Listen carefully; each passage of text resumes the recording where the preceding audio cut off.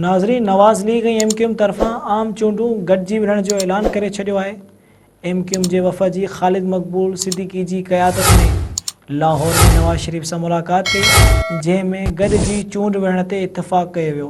मुलाक़ात बाद मीडिया सां ॻाल्हाईंदे लीगी अॻवान ख़्वाजा साद रफ़ीक़ चयो आहे त नवाज़ लीग ऐं MQM 8 फ़रवरी ते चूंडुनि में गॾिजी हिसो वठंदियूं। सिंध में मुस्लिम लीग फंक्शनल सां बि ॻाल्हियूं कंदासीं। बिलावल भुट्टो खे ॻाल्हाइण खां रोके नथा सघूं। हर माण्हू खे आज़ादी आहे। मुतहिदा अॻवान मुस्तफ़ा कमाल ऐं फारूक सत्तार चयो आहे त असां 2023 वारी पोज़ीशन में वापसि वेंदासीं।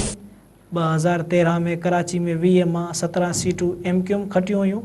इतिहाद वज़ारतुनि लाइ न पर माण्हुनि जा मसइला हल करण लाइ आहे। चूंडुनि में गॾियल हिकमत अमली इख़्तियार कई वेंदी।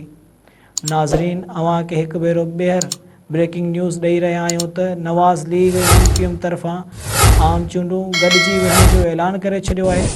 MQM जे वफ़द जी ख़ालिद मक़बूल सिद्दीकी जी क़यादत में लाहौर में नवाज़ शरीफ़ सां मुलाक़ात कई, जंहिं में गॾिजी चूंड विढ़ण ते इतफ़ाक़ कयो वियो।